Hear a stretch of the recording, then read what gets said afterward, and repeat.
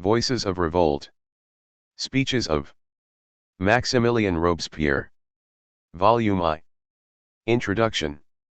In the year 1770 a boy knocked at the gate of the Lycée Louis Le Grand. Mass was just being held, and the youth could still hear the last notes of the organ as he was resting on a bench. He had covered a long distance on his journey, he had come from Arras. "Praised be Jesus Christ," was the sexton's greeting as he opened the gate. The boy had already been announced, and was at once led to the rector. "So your name is Maximillien Robespierre, my child?" asked the Jesuit who conducted the institution. The young man becomes a scholar, one of the most diligent students of the Lycée Louis Le Grand. He is poor. It is only due to the snobbishness of his relatives that Maximillien is permitted to study in the school of the rich. In Arras, even the bourgeoisie has some pretense to culture. The nobles of the province hire philosophizing abbés and private tutors, and send their sons to Versailles. There they learn the best manners, the most aristocratic ways and the most elegant language, a language that was already so generally accepted, that an Italian, when he wrote the history of his native land in French, in the 13th century, justified himself with the statement, because the French language has spread all over the world, is least difficult to read, and most pleasant to listen to. The nobles at Versailles learn to be clever merely in order to amuse themselves and their guests. The taste of the court must be studied. There is no other place in which natural tact and association with the world may be better learned. Here the mind may be trained to far greater acuteness than under any pedants, and one may learn to judge things neatly and correctly, says Molière. The sons of men of affairs learn quite differently, particularly those whose fathers constitute the upper stratum of the state, filling the parliaments and the bureaus, who buy anything, earn everything, own much and talk rebelliously. These young men work as diligently as if they were already certain that they are destined later to guide the state in the stormy days of the Republic, in the glorious era of Napoleon, and in the narrow-minded period of the Restoration. The Lycée Louis Le Grand was a model school. The instruction was given by Jesuits, and the reader must not think that the pupils of Don Ifugo Lopez de Recalde of the Castle of Loyola did nothing but. Charles Auguste Saint Beuve, Causeries du Lundi, I8SI-I8S7.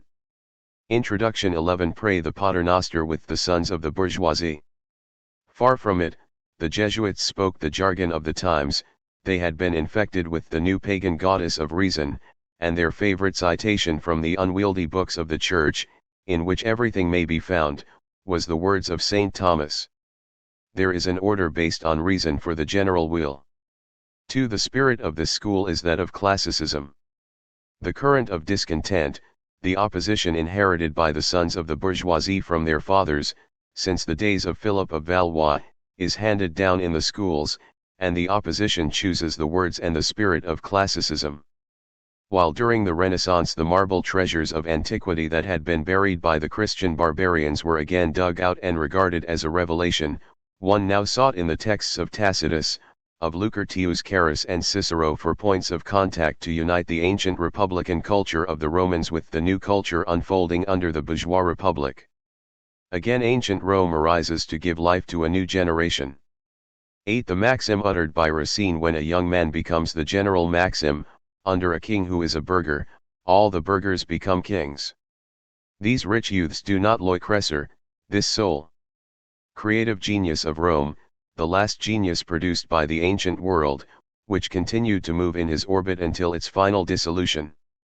They love Marcus Cato of Utica, who fell upon his sword, the last of all the republicans. They love the narrow-minded and stupid Brutus and idealize his sword, drawn by him against the greatest man of antiquity. These young men do not regard Marcus Cato and Brutus as the harebrained ideologists of the republic that no longer existed. Since the free Roman peasant was no more, they behold only the republican gesture and the struggle against tyranny, which is their dream. Classicism molded this generation, which was the soil from which the orators of the revolution sprang. Roman rhetoric is a constituent element of politics and of the rhetoric of the revolution. One of Robespierre's fellow students in the Lycée Louis Legrand was the brilliant Camille Desmoulins. When Louis XVI, whose succession to the throne had been hailed throughout the country with jubilation, since it was expected that he would oppose the clergy and the feudal lords, had visited all the churches of the principal cities and reached the chapel of the Lycée Louis Legrand, having just left the church of the penitent Magdalene, the best student was selected to deliver an oration of welcome, and this best student was Robespierre. He showed the draft of his speech to the rector, who was terrified, for the speech was the impassioned appeal of a boy to fight the Roman tyranny. This theme of the youthful Maximillien was later to become the great rhetoric of the Revolution, the rhetoric concerning which Saint Just said subsequently, "The world has been empty since the Romans, and is filled only with their memory, which is now our only prophecy of freedom." This was the rhetoric later displayed by Robespierre in the convention. This is characteristic not only of the later Jacobin, but of the entire revolutionary opposition, of the moderate Feurillanti, Madame Roland, of the Rolandists, of Mirabeau, Vergniaud, and the Girondists, Carnot and all the others. This element of rhetoric was not merely the external, not merely a figure of speech, but went so far as to befog the eyes of the later revolutionaries to the actual facts. They met with disaster because they confused the ancient, realistic, democratic community, which rested on the basis of true slavery, with the modern intellectual, democratic, representative state, based on the emancipated slavery of the bourgeois system. For Maximillien had been a lawyer before the revolution. He undertook cases for the poor, he defended, in his native city, people of low station, rentiers who had been cheated, old women who had been robbed. Robespierre's entire later policy may be evolved from the modes of thought of Rousseau, whose books were then the Ge. For Robespierre, no less than for Rousseau, the basis of democracy is a self-governing community. Maximillien says, the legislator must be bound, likewise, his personal will must be joined to the will of the masses, he must himself again return to the people, become a simple citizen. Elections and re-elections must take place again and again. Robespierre is not so much of a dogmatist as bourgeois historians would make of him. The convention, says Robespierre, is not a writer of books, not a deviser of metaphysical systems, it is a political body, commissioned to safeguard the rights of the French people. He permitted his system to be corrected by the facts. If we may speak of fanaticism, Maximillien is fanatical only in the sense that he never doubted the outcome of the revolution. To despair, he says in one of his speeches, is equivalent to treason. The arsenal of Maximilien's power was the club of the Jacobins. The clubs were then the equivalent of our present political parties, they were formed in various parts of the city, the earliest ones arose at the period of the first session of the Constituent Assembly. Their destiny reflects the entire history of the French Revolution. At first the clubs were called the Association of Friends of the Constitution.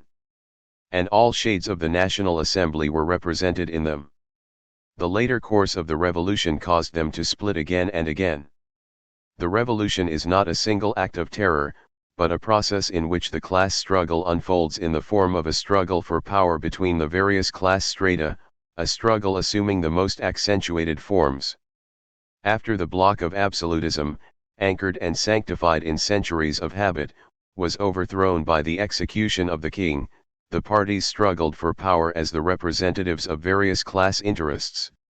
Each party, in accordance with the economic position of its adherents, necessarily demanded a different type of republic.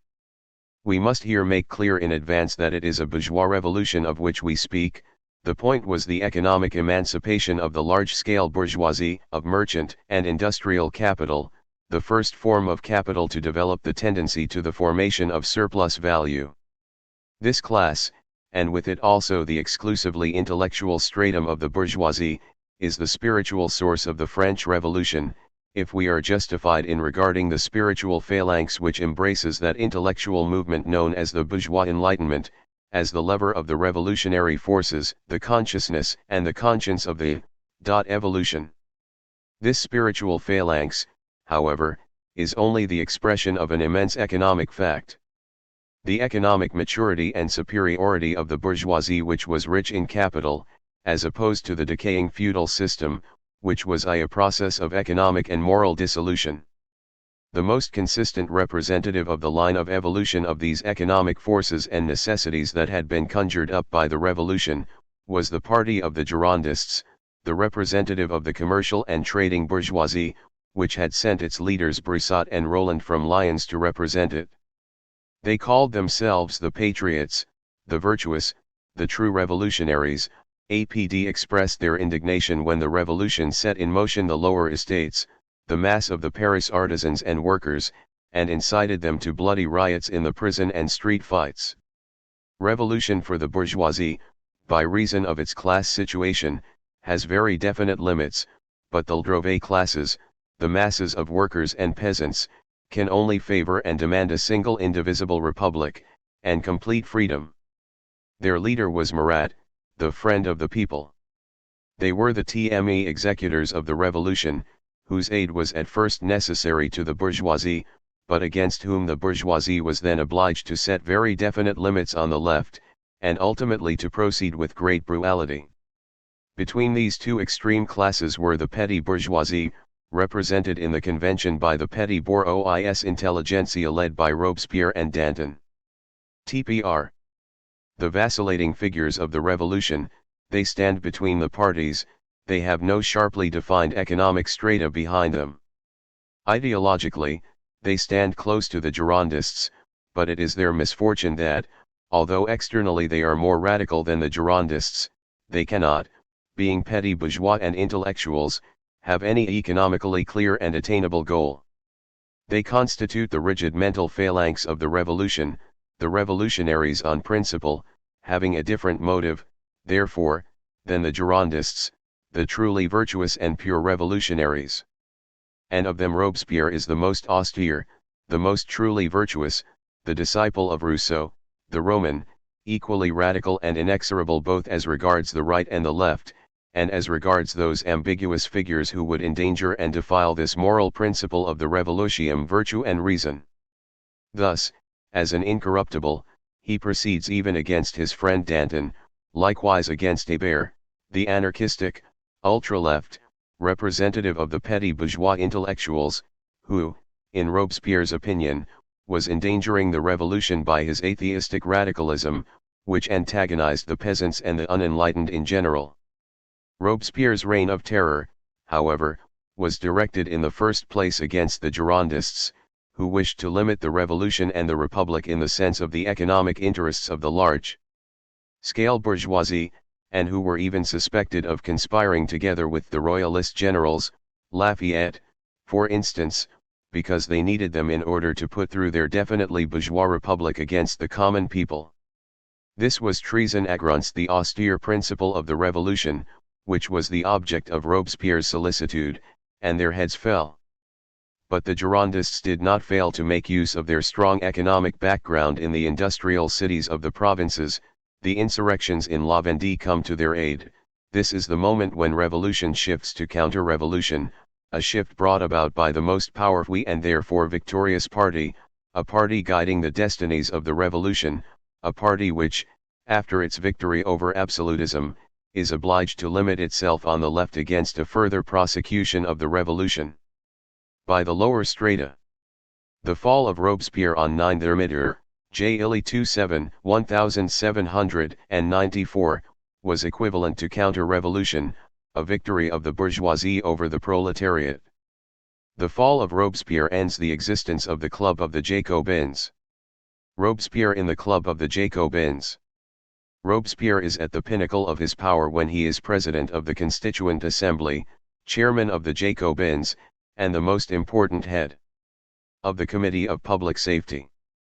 He frequently absented himself from the sessions of the Constituent Assembly, but rarely from those of the Jacobins, where he presided day after day.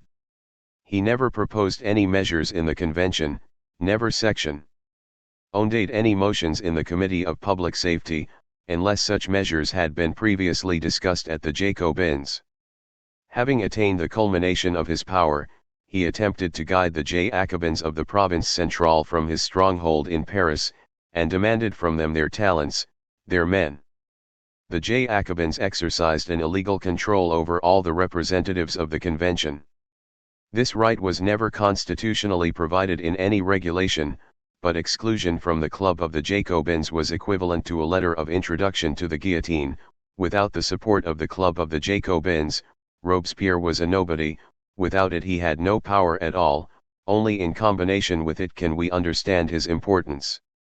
The task of the Jacobins was the creation of a unified French state in the stormy days of the Revolution. They were the veins in the revolutionary body, the blood vessels.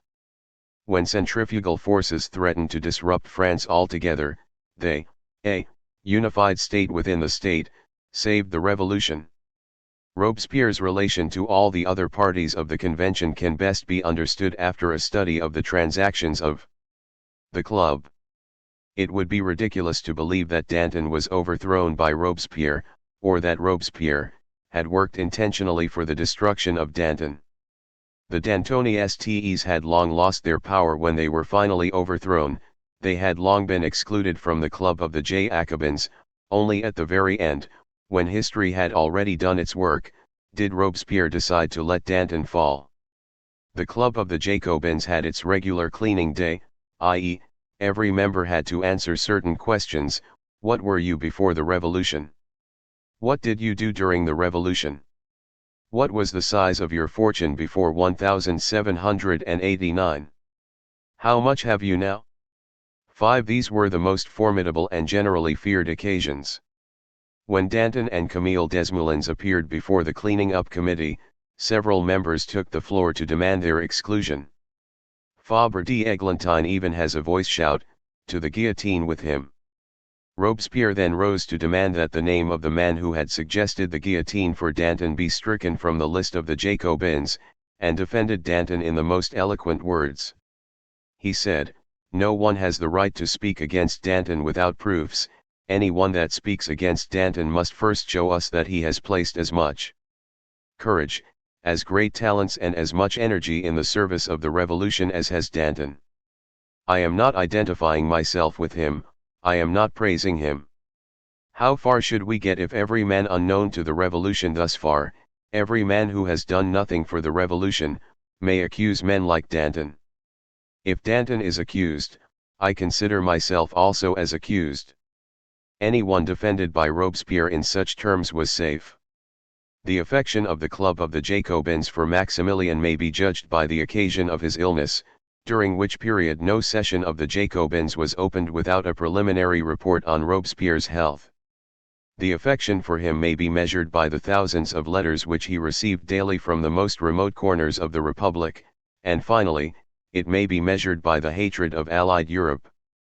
Volumes might be filled with quotations that would show the mud, the calumnies, and the lies spewed out by the shyster journals of the times, which recounted tales of his fortune amounting to millions, of his orgies, concerning himself, the incorruptible, who probably worked most and consumed least in the entire Republic, who had no personal needs whatsoever, who lived not at Versailles or in the Tuileries, but in a furnished room not far from the Convention. It is this love for the incorruptible that caused Coblentz, London, and Vienna in their desire to assail him and wound him, to speak of the armies of the Republic in no other terms than as the armies of Robespierre, to SMP him the bugbear of the entire continent, and yet, without propaganda, without a press, without friendly parties, to the furthest comber of the colony's downtrodden humans recognized that the incorruptible was the man in whose hands their principle was being defended. Is there anything more moving than the fact that the first manifestations of the rise of the colonial peoples evinced themselves under the sign of Robespierre, that the Negroes of Madagascar and Guinea sent letters to Paris addressed to Maximillien and containing the naive entreaty to liberate them from the rule of their white tyrants? Robespierre as the real political, are of the revolution. Danton, Marat, and Robespierre were the leaders of the Mountain, the left. In a certain moment, and for a certain time, each of the three embodied the audacity and energy of the French Revolution. History as conventionally written has succeeded in disseminating the most ingenious fabrications concerning each of these three men.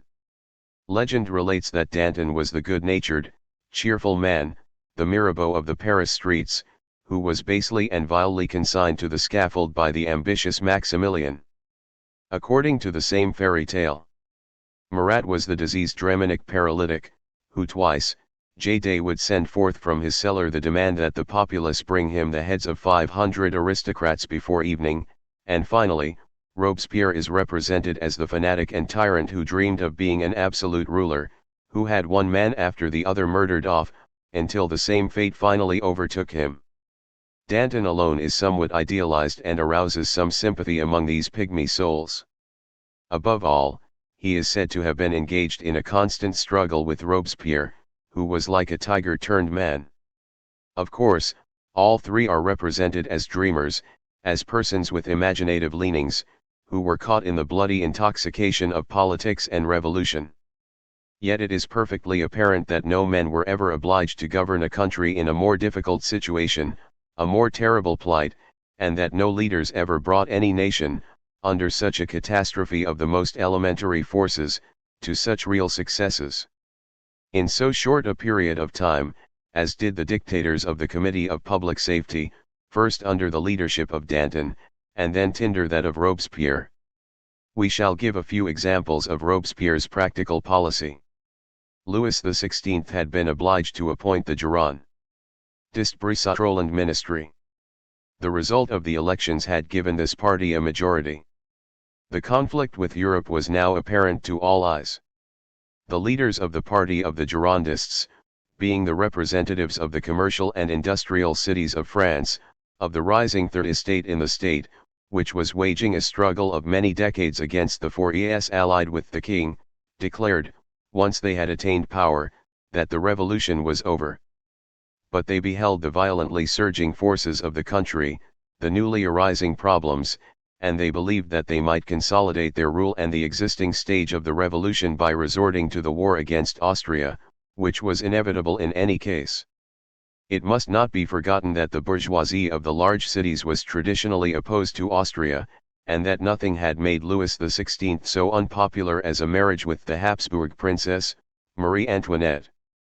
The Girondists allied themselves, for the purpose of bringing on this war, with the romantic, empty-pate troubadour, Lafayette, who regarded the revolution as an opportunity to perform services for his royal lady and who with this fidelity to his monarch in his heart became the leader of an army at the boundary. No doubt the thousands of propagandists and the clubs which then called for war were not speculating or calculating on the fact that the war was a subject of barter. Far from it, the men who were then demanding war were great and honest revolutionaries who knew that their weapons held the destiny of a world. Levet, in the National Assembly, called for war, pronouncing on that occasion the magnificent words, "Yes, war, long live war.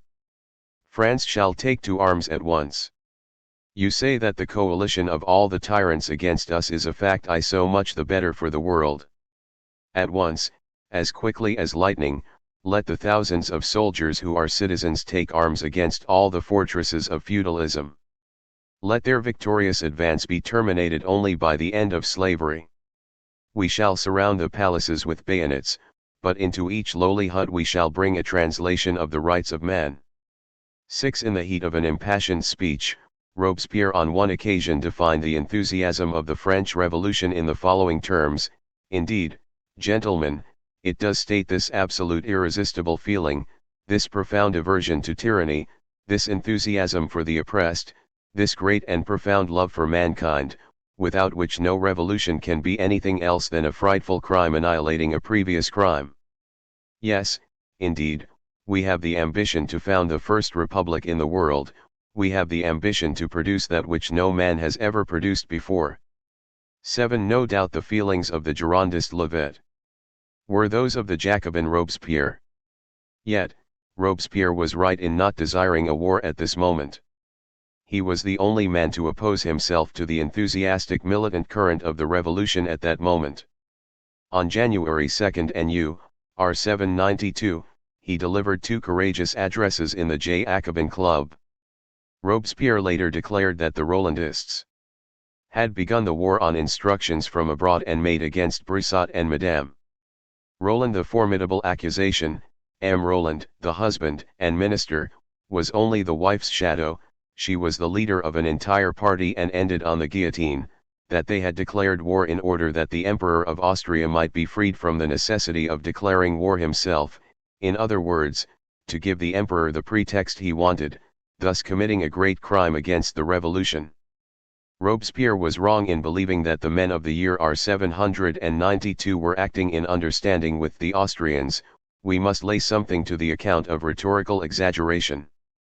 The arguments used by Robespierre in his attack on the war are the same as those used by Marat.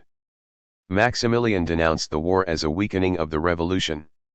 He called Roland a liar and a demagogue, since the danger of Versailles was even greater than that of Coblentz. He said that it would be impossible to march against all the kings of Europe with a king at the head of one's army. He demanded the destruction of tyranny within, before a single soldier should be permitted to leave the frontiers of France. We shall see later how Robespierre himself defended France, and how he became the organizer of the offensive and defensive wars of the Revolution. But no doubt it redounds in no little measure to the honor of Robespierre that precisely the representative of the revolutionary democracy in the French Revolution, precisely he who stands for this democracy, this revolution, and this radicalism, was an advocate of peace to the last extremity. Robespierre and the Committee of Public Safety, the generation that lived in the year R789, entered the revolution without any ready-made plan. The aspirations and desires of the entire country about the middle of the 18th century are contained in the cahiers which were written for use on May 5, I-789, for the convoking of the States General to Versailles, in the various cities and boroughs of France. In none of these thousands of complaints and petitions, which contain numerous plans of reform, does the word republic occur as much as even once. 8. In a general way, the representatives of the Third Estate desired a legalization of their political rights. S.A. Allard, Histoire politique de la Révolution française. Their rebellion and their demands were not in accord with the economic distress, but with their economic ability. Those who were economically weak did not make themselves felt until later. First it was the peasants, then the petty bourgeoisie, the workers, traders, and factory helots of Paris. The spark of rebellion was kindled philosophically in the conversational salons of the rich patricians. It was a product of social well-being. But the bourgeoisie laid the foundation to its rule in the light of the flames of burning feudal castles and to the music of IRA and les aristocrates à la lanterne. In this decade of acute revolution, however, it was possible to accomplish in days what otherwise would have required years, while years performed the work of centuries. In rapid succession, various strata of society seized power by the methods of dictatorship, and the rapid success of these methods was often accelerated by use of the death penalty as a means of political struggle.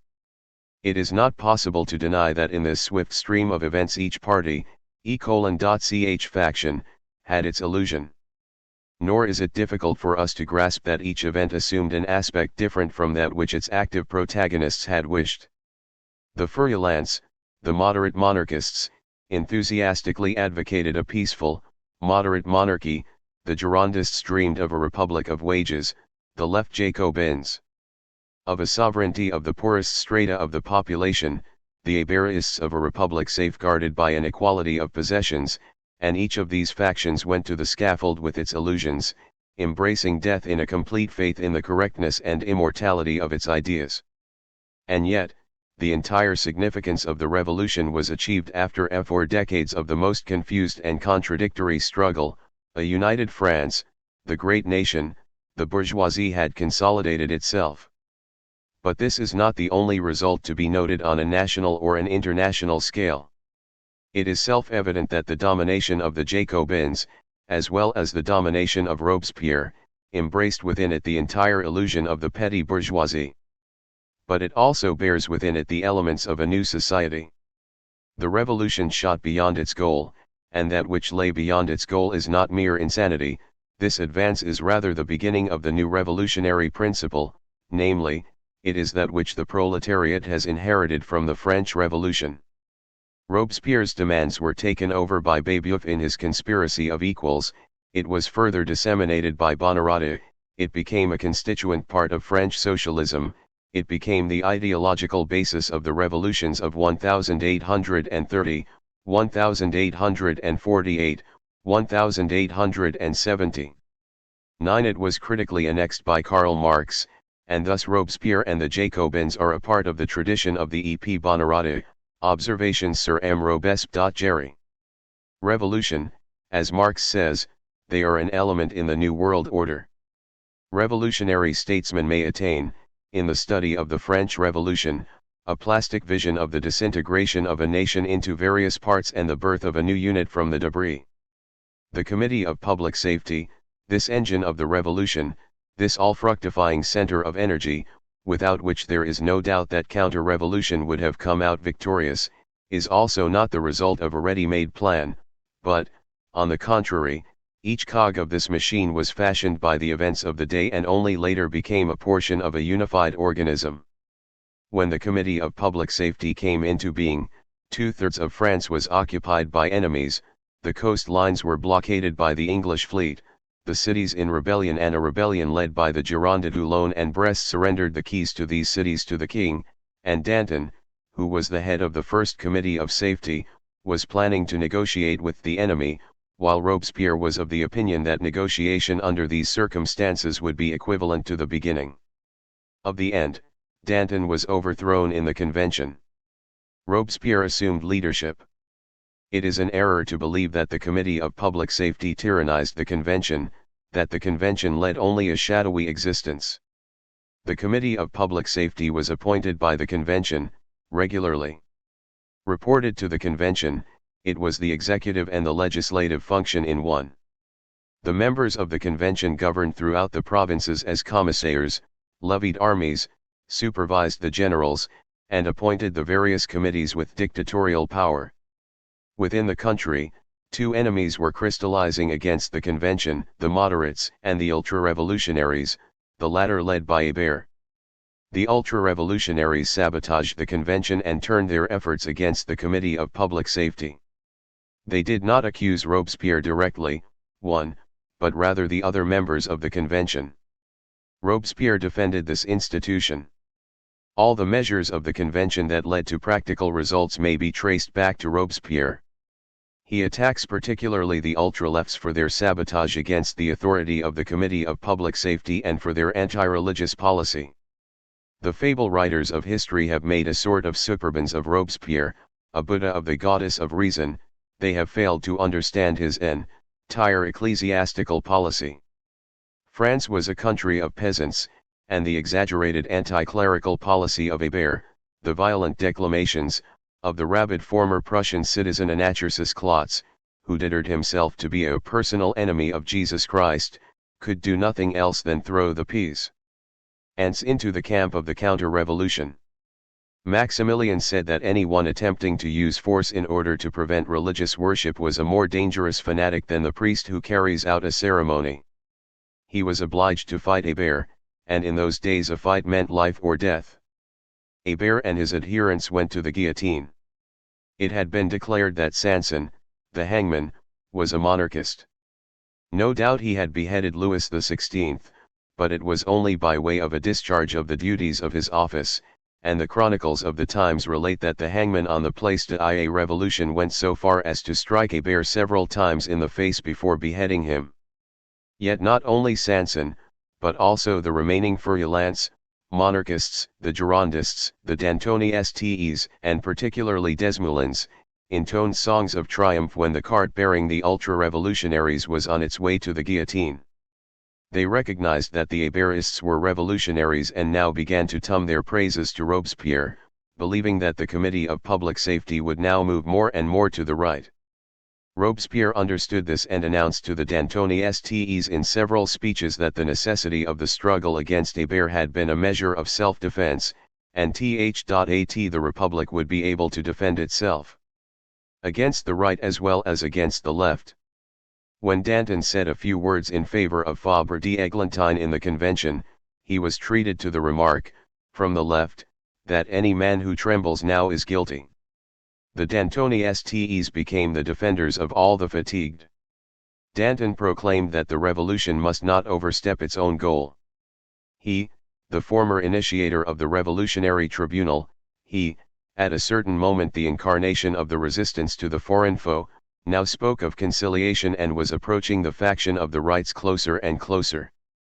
We do not believe that Danton was conspiring against Robespierre.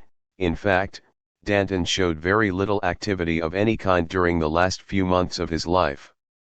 But in this most terrible of all moments Danton, the inactive, was a danger for the Committee of Public Safety. His name had a splendid sound, his voice was still the revered and familiar voice. Danton was a moral power behind which all the enemies of the revolution lay hid.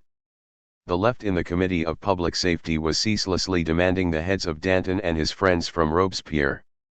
The left was opposed to the execution of the Hébérists. For months they had been putting pressure on Robespierre, and finally Robespierre sacrificed Danton to them. Danton was handed over to the Revolutionary Tribunal, which in those days was equivalent, without further ado, to a sentence of death.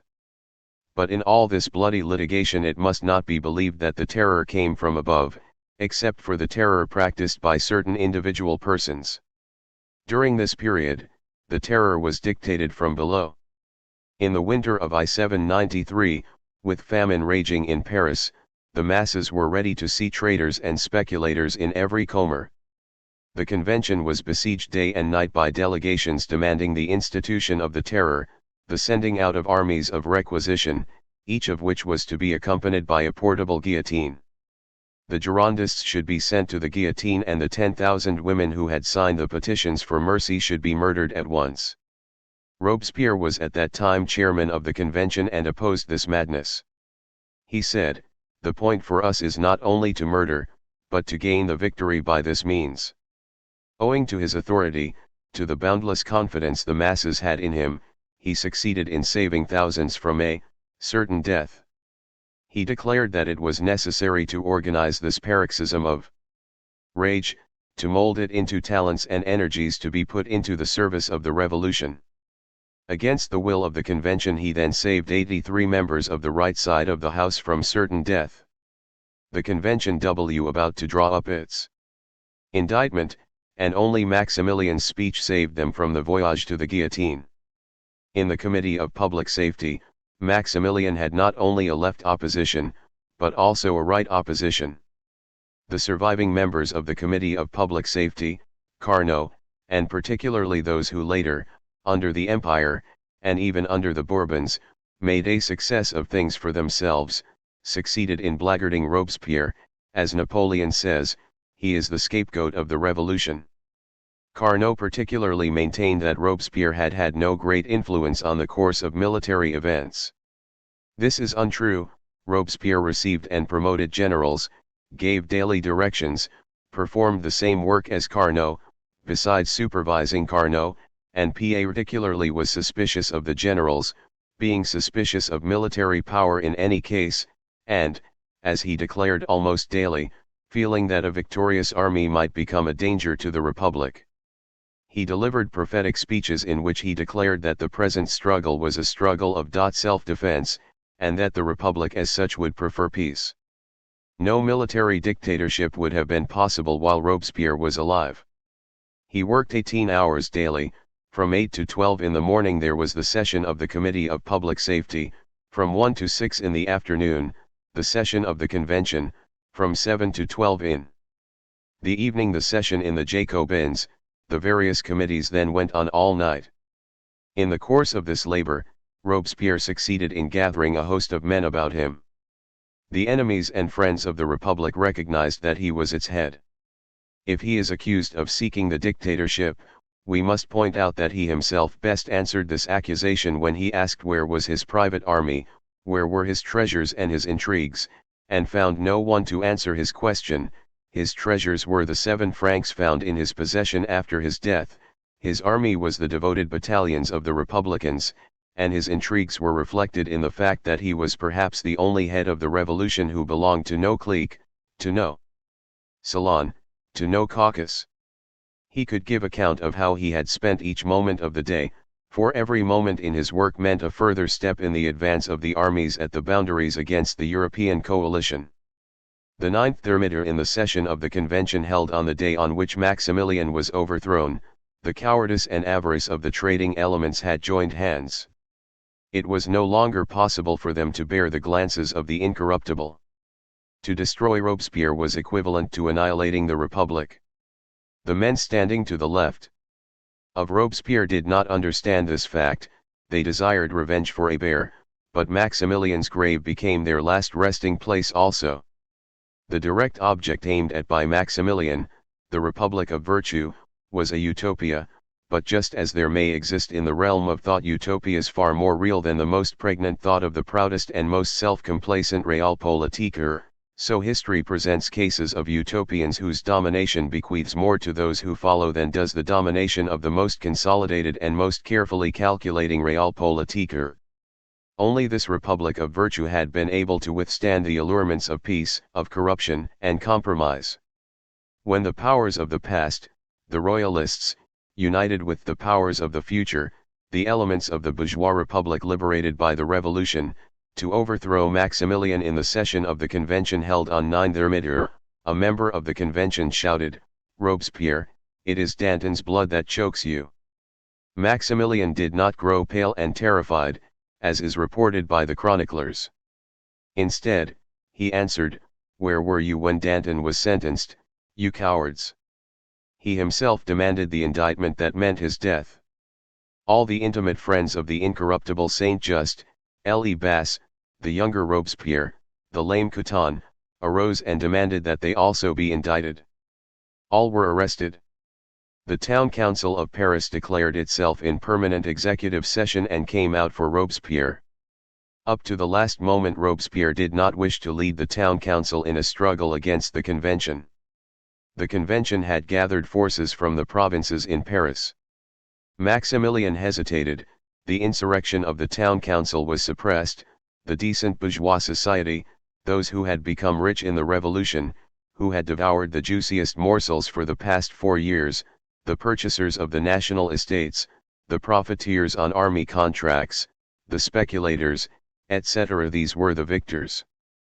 Le Bas shot himself, Robespierre was wounded by a gendarme, 11 The younger Robespierre threw himself out of the window of the town council and was mortally injured.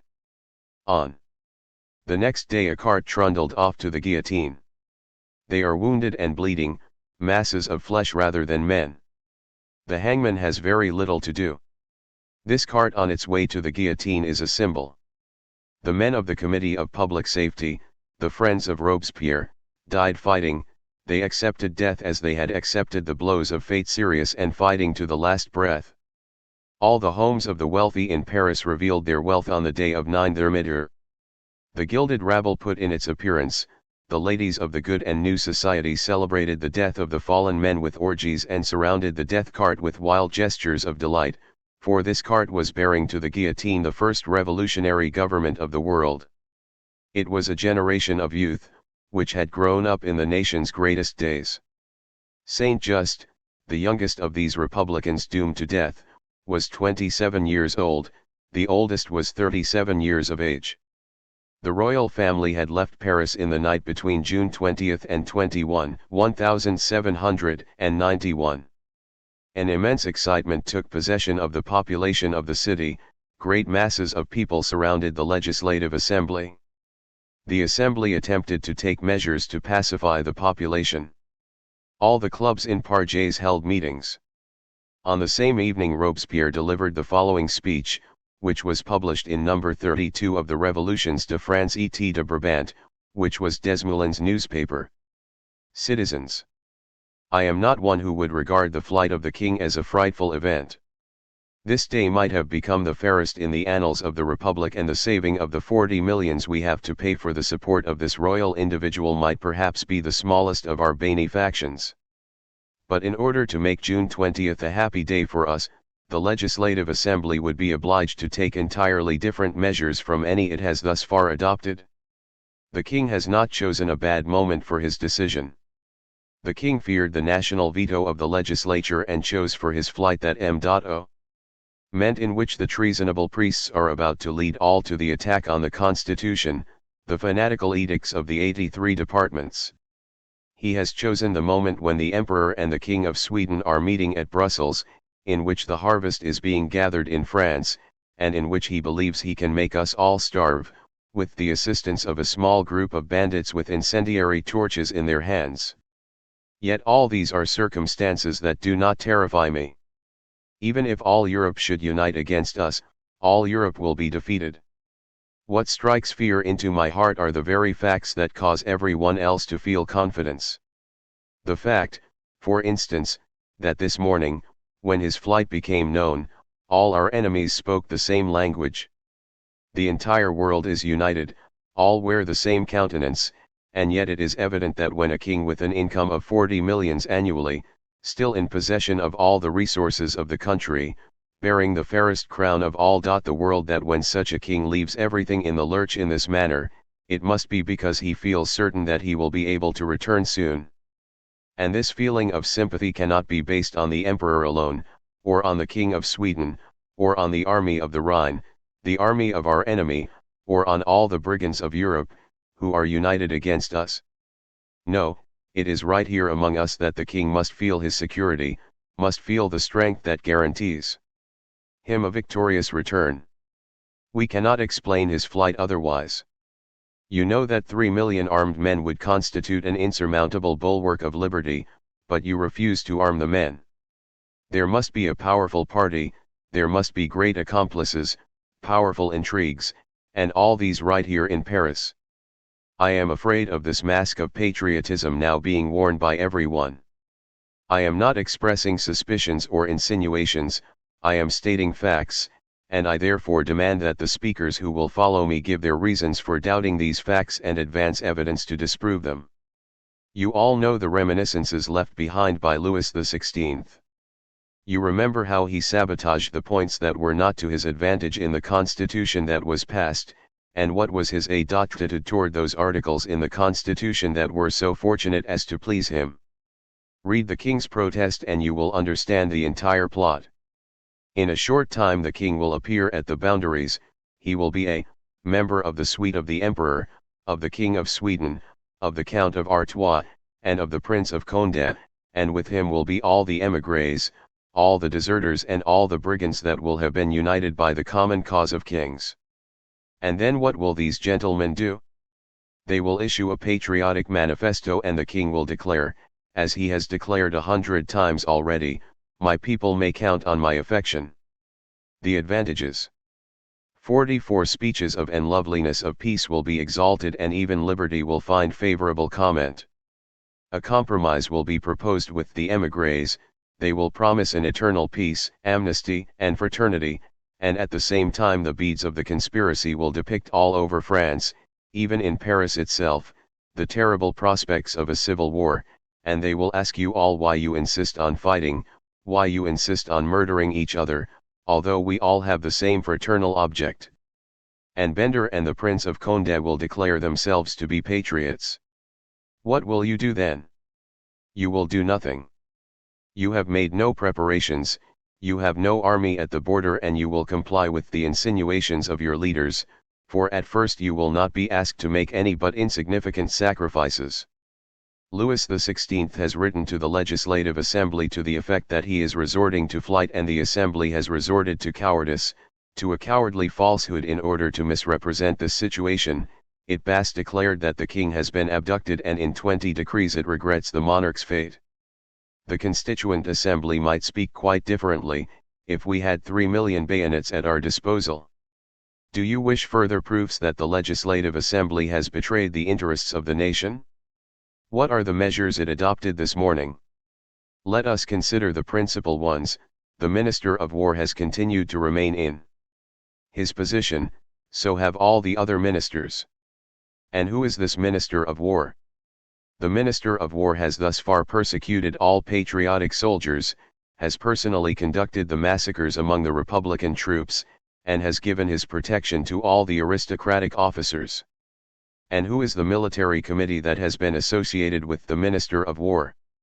Among the members of the military committee are the disguised partisans of the ancien regime and the aristocracy, who unmask themselves in their deeds. The military committee that has hitherto conducted all the movements of the counter-revolution is the source of all the measures that were directed against freedom. I have indicted the Legislative Assembly and I now ask the Legislative Assembly to indict me. Speech delivered June 21, 1792, in the Club of the Jacobins. Asking the death penalty for Louis XVI. The trial of the king was opened by the Constituent Assembly, the Convention. On December 3, 1792, Robespierre delivered his first address on this subject. Citizens. Without its knowledge, the Constituent Assembly has been turned aside from its proper task. The point is not merely that of trying the king. Louis is not the accused. You are not the judges. You cannot be other than statesmen, the representatives of the nation. You have not to give a judgment for or against an individual. On the contrary, you must adopt a measure of public welfare, achieve an act of national wisdom. In a republic, a dethroned king is a source of danger. He will either endanger the safety of the state and attempt to destroy liberty, or he will take steps to consolidate both. Now, I maintain that your deliberations hitherto directly oppose this end. What, after all, is the attitude prescribed by sound policy in order to strengthen the infant republic? Our object should be to engrave deep in the hearts of men a contempt for royalty, and to terrify all the king's supporters.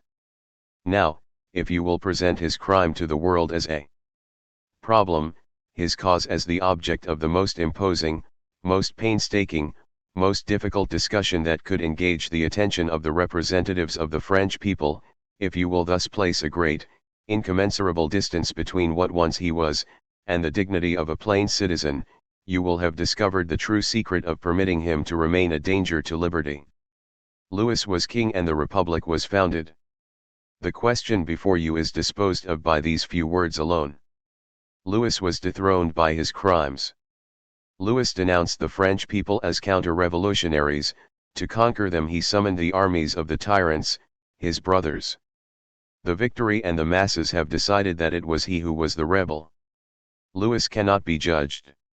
He is already condemned, or we have no republic. To propose now that we begin to try Louis XVI would be equivalent to retracing our steps to royal or constitutional despotism. This is a counter-revolutionary idea, for it means nothing more nor less than to indict the revolution itself. In fact, if it is still possible to make Louis the object of a trial, it is also possible he may be acquitted. He may be not guilty, nay, even more, it may be assumed, before the sentence is pronounced, that he has committed no crime. But if Louis may be declared guiltless, if Louis may go free of punishment, what will then become of the revolution?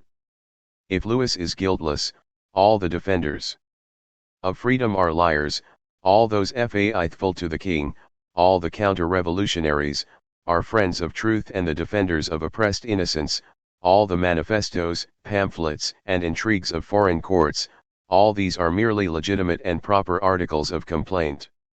In this case, the arrest of Louis was an injustice, an act of oppression, and the people's committees of Paris, all the patriots of France, these are the true guilty ones.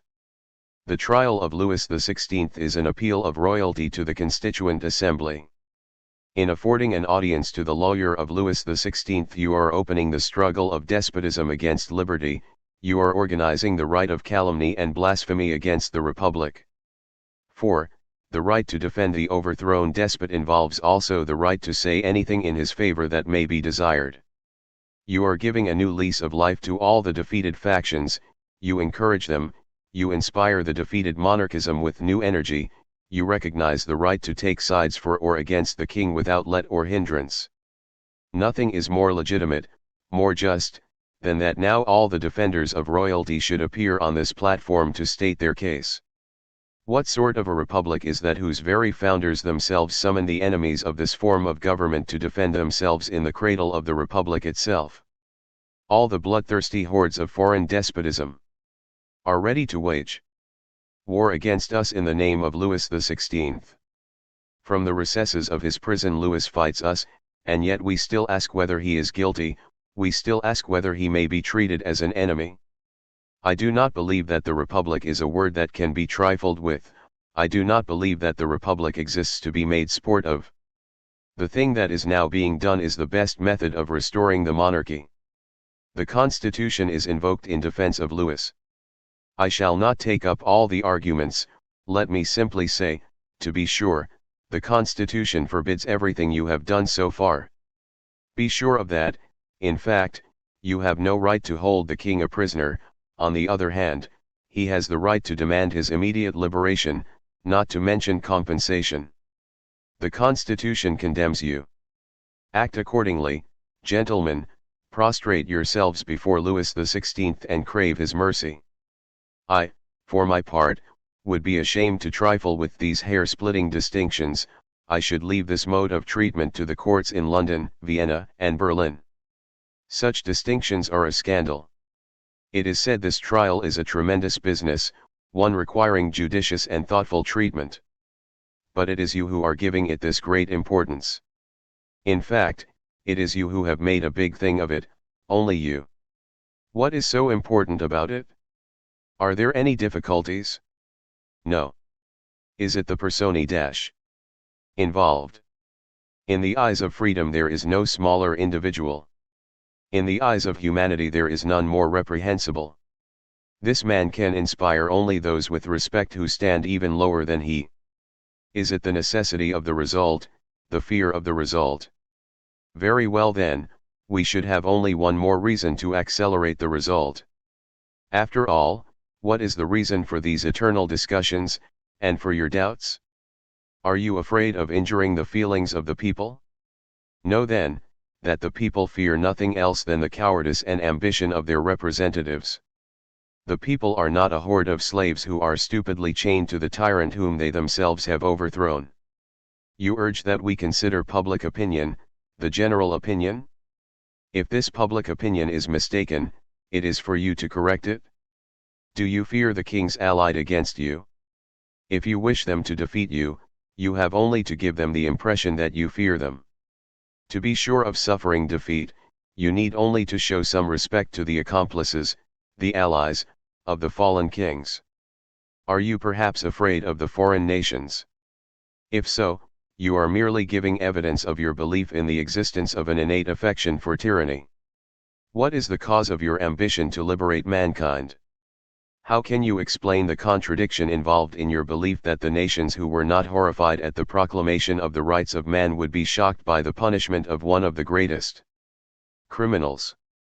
And do you perhaps fear the judgment of posterity? No doubt, posterity will marvel. But posterity will marvel at our weakness, at our prejudices, and at our indecision. Louis must die in order that the nation may live. In more peaceful times, once we have secured respect and have consolidated ourselves within and without, it might be possible for us to consider generous proposals. But today, when we are refused our freedom, today, when, after so many bloody struggles, the severity of the law as yet assails only the unhappy, today when it is still possible for the crimes of tyranny to be made a subject of discussion, on such a day there can be no thought of mercy, at such a moment the people cries for vengeance.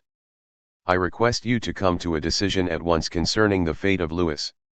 His wife will be handed over to the courts together with all persons in any way connected with her. His son will remain under surveillance in the temple until foreign and domestic peace has been assured. Louis XVI must at once be proclaimed by the National Assembly a traitor to the nation, a criminal against mankind, and the judgment must be carried out on the same square on which the great martyrs of freedom died on August 10. Speech delivered December 3. Concerning the Declaration of the Rights of Man and of the Citizen. This speech by Robespierre identifies him with the French socialism of the 19th century. It was reprinted countless times and became the charter of the left petit bourgeois republicans in 1830, 1848, and 1870. In the last session, I took the floor in order to make a few important additions to the Declaration of the Rights of Man and of the Citizen. It was my intention to expand your declarations of the theory of property by the addition of a few articles. Let the word property frighten no one. Filthy souls who value only your money, I will not violate your treasures, even though I know how unclean the source from which they come.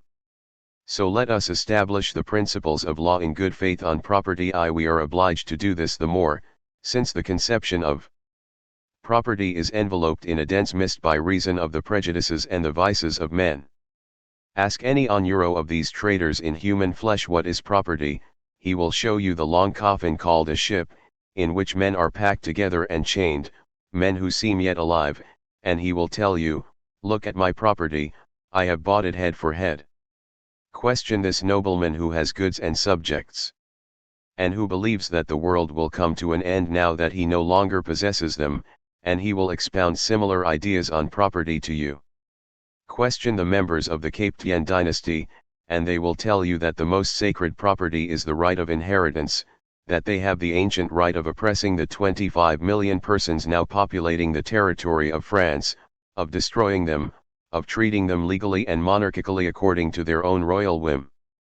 Property has no moral principle in the eyes of all these persons. Why does your declaration of the rights of man suffer from the same defect? In your defense of liberty, you have stated, and rightly so, that it is limited by the rights of one's neighbor. Why have you not applied the same principle to property, which after all is a social institution? You have increased the number of articles in order to afford the largest possible latitude to the right to one's property, and yet you have not added a word in limitation of this right, with the result that your declaration of the rights of man might make the impression of having been created not for the poor, but for the rich, the speculators, for the stock exchange jobbers. To remedy these defects, I propose the following additions. Property is that right held by each citizen to dispose freely of that portion of the general goods guaranteed him by the laws. 2. The right to property, like all other rights, is limited by the obligation to regard the rights of others. 3. Property may not cause any detriment to our security or to our liberty or existence, or to the property of our neighbor. 4. Every act of possession, every transaction, violating these principles, is invalid and immoral. Furthermore, in your discussion of taxes you entirely forget to lay a basis for progressive taxation. But there is, in the subject of taxation in general, no principle so well founded in justice as that which causes the citizen to participate, in the measure of his possessions, in the expenditures of the state, i.e., according to the advantages accruing to each from society. I propose that you adopt the following articles. R. Those citizens whose incomes are not sufficient to assure their subsistence are freed from taxation. Other citizens shall bear these burdens in the progressive measure of the size of their fortunes. Further, the committee has entirely forgotten to call attention to the duties of the eternal obligations which unite all men and all nations in their rights and in their duty of mutual aid. Your committee seems to have forgotten the basis of the eternal alliance of nations against the tyrants. One might think that your declarations had been framed for a small herd of human cattle in a remote corner of the globe, and not for the boundless family which nature has scattered over the entire earth as its habitation. I propose that you remedy these defects by inserting several articles. These articles cannot fail to win for you the respect of nations, and they may also involve the difficulty of setting you at odds with kings forever. I admit this difficulty is not horrifying to me. Surely we, now that we have no desire to compound with kings, cannot be terrified by such a prospect. The 4 articles I propose are these. The men of all lands are brothers, and the various nations must aid each other in the same manner as must also the citizens of one and the same state. 2. Any man oppressing a nation thereby declares himself to be an enemy of all the nations. 3. Those who fall upon a nation with an army in order to prevent the advances of liberty and to destroy the rights of man must be combated by all the other nations, not as ordinary foes, but as murderers and rebellious brigands. 4. Kings, aristocrats, and tyrants, whatever be the nation to which they belong, are slaves in rebellion against the sovereign of the earth, the human race, and against the legislator of the universe of nature. Speech delivered April 24, I 793. The armies of the Vendée, the armies of Brittany and of Koblenz are marching against Paris.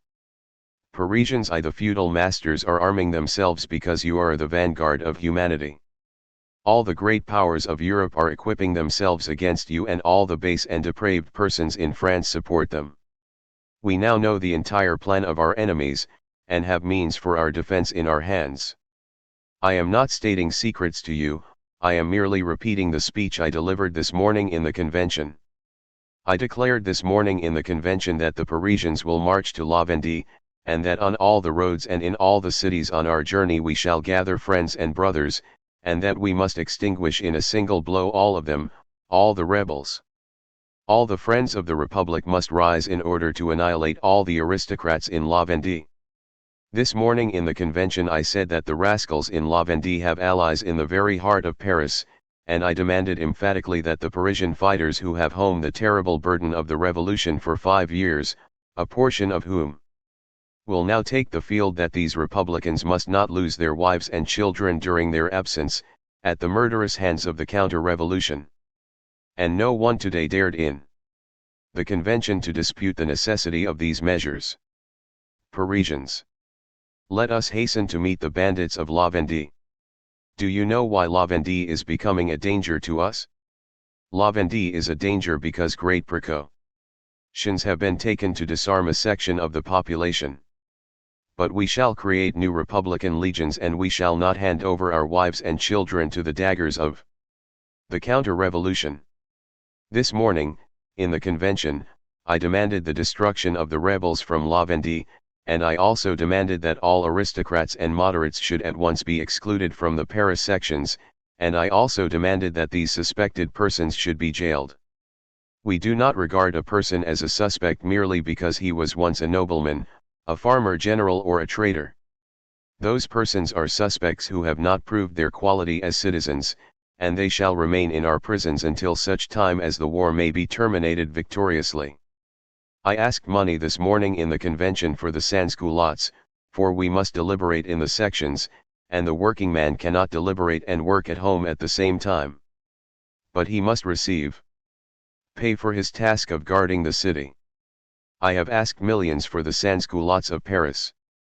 I have asked that people cease calumniating in the convention the people of Paris, and that the newspaper writers who desire to contaminate public opinion have their mouths stopped for them. I demanded this morning in the convention, and I demand it here again, and neither in the convention nor here do I hear any contrary voices, that an army be held in readiness in Paris, an army not like that of Dumouriez, but an army consisting of sans-culottes and workingmen. And this army must investigate Paris, must keep the moderates in check, must occupy all posts and inspire all enemies with terror. I asked in the convention that the forges in all public squares be set to work in order to forge weapons, and again weapons, and I asked that the Council of Ministers should supervise this production of arms. The tyrants of this earth have made their plans. The defenders of the Republic are to be their sacrifices. Very well, in this most grave of all moments, we shall save freedom by the severest measures, we shall not consent to be murdered one by one. Citizens, certain representatives of the people have attempted to play off the Parisians against the departments against Paris, the convention against the provinces, and the people in the galleries against the masses of the Parisians. They will not succeed. I have informed these gentlemen to this effect, and if the entire people of France could hear me, the entire people of France would be on my side. Citizens, do not be dismayed. We are told of immeasurably large foreign armies, of their connections with La Vendée, of their connections with Paris. Very well. What will all their efforts avail them against millions of sans-culottes? We have an immense people of strong sans-culottes at our disposal, who cannot be permitted to drop their work. Let the rich pay. We have a convention, perhaps not all its members are poor and resolute, but the corrupt section will for all that not be able to prevent us from fighting.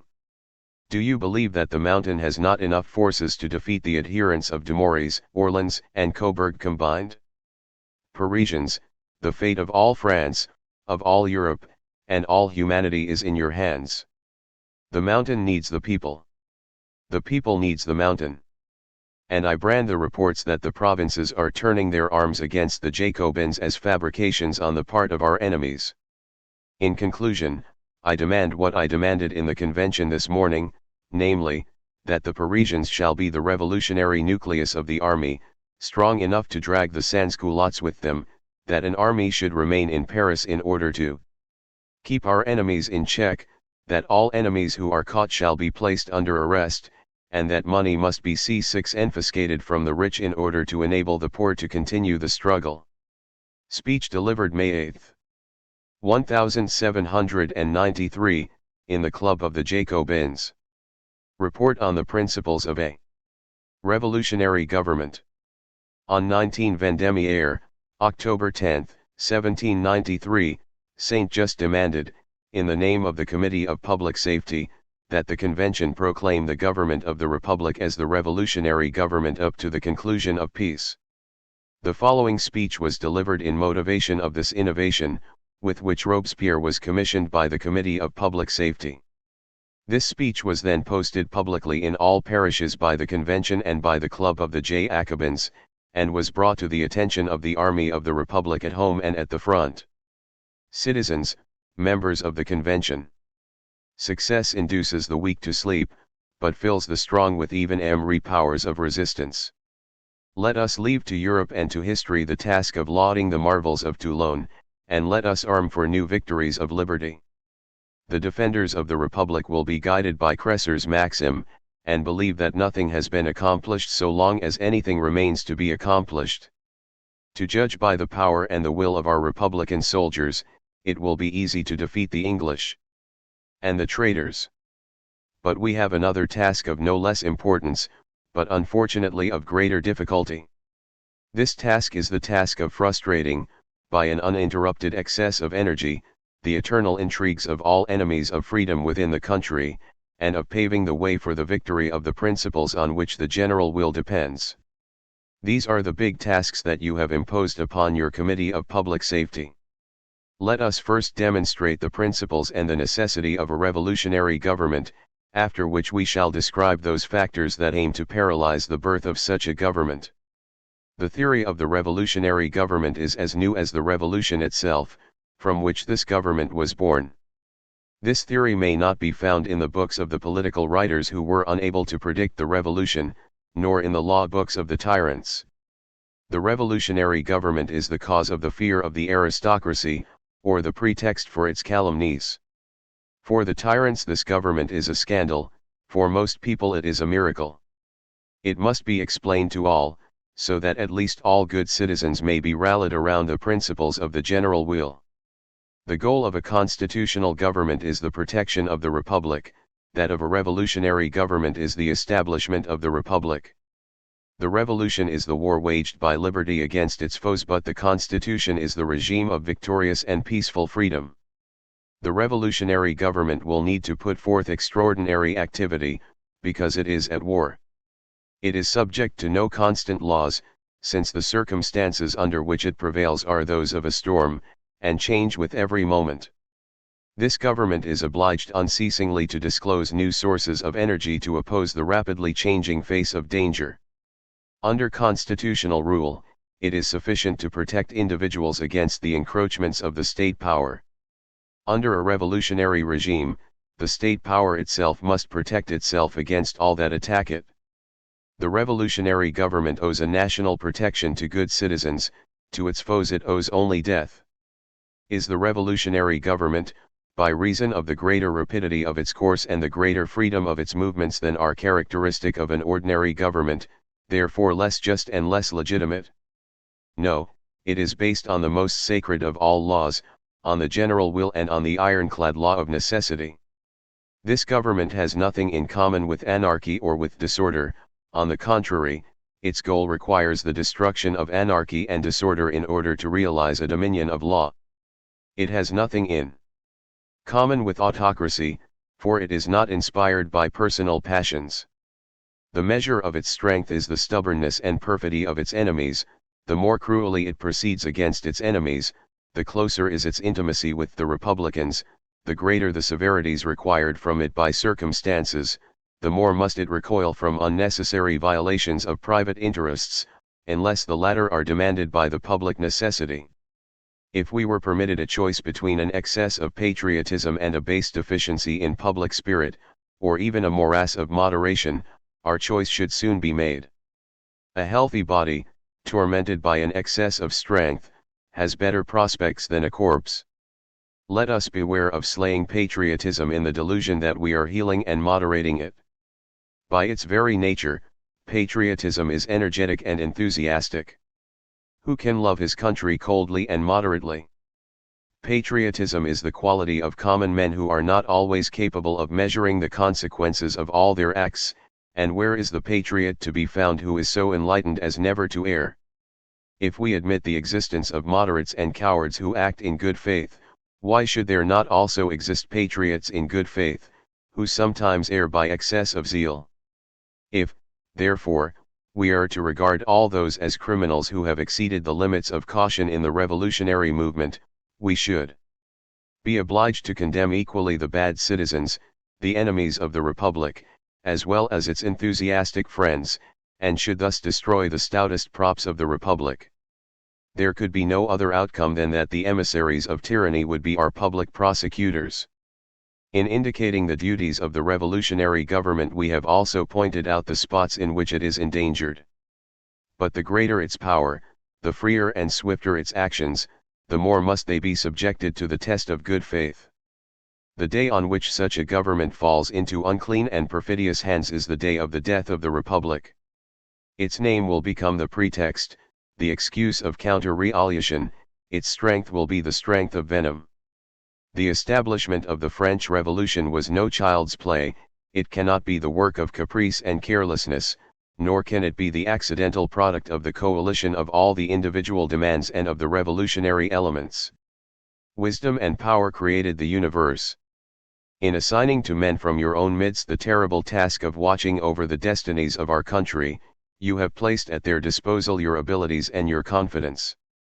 If the revolutionary government is not supported by the intelligence and the patriotism and by the benevolence of all the representatives of the people, where else should it draw the strength enabling it to face the efforts of a united Europe on an equal plane? The authority of the Constituent Assembly must be respected by all Europe. The tyrants are exhausting the resources of their politics, and sacrificing their treasures, in order to degrade this authority and destroy it. The National Assembly, however, prefers its government to the cabinets of London and all the other courts of Europe. Either we shall rule, or the tyrants will rule us.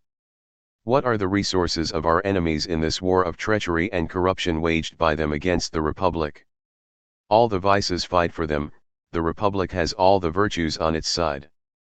The virtues are simple, poor, often ignorant, sometimes brutal. They are the heritage of the unhappy, the possession of the people. Vice is surrounded by all the treasures, armed with all the charms of voluptuousness, with all the enticements of perfidy, it is escorted by all the dangerous talents that have placed their services at the disposal of crime. Great skill is shown by the tyrants in turning against us, not to mention our passions and our weaknesses, even our patriotism.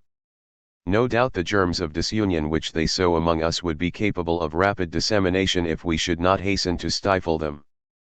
By virtue of 5 years of treason, by virtue of feeble precautions, and by virtue of our gullibility, Austria, England, Russia, and Italy have had time to set up, as it were, a secret government in France, a one government that competes with the French government.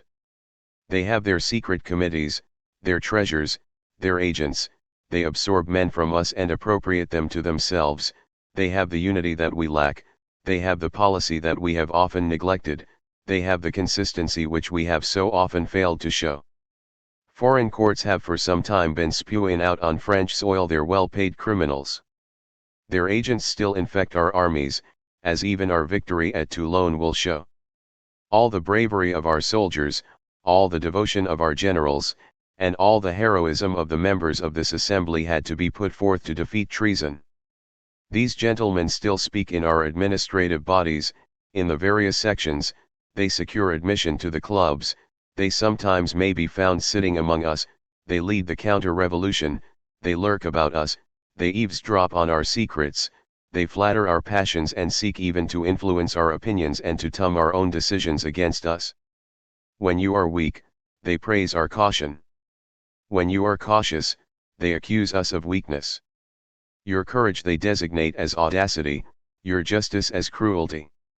If we spare them, they will conspire publicly, if we threaten them, they will conspire secretly or under the mask of patriotism. Yesterday they murdered the defenders of liberty, today they mingle in the procession of mourners and weep for their own victims.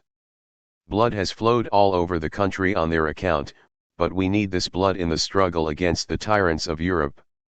The foreigners have set themselves up as the arbitrators of public peace, they have sought to do their work with money, at their behest, the people found bread, when they willed it otherwise, the bread was not available, they succeeded in inaugurating gatherings in front of the bake shops and in securing the leadership of bands of famished men.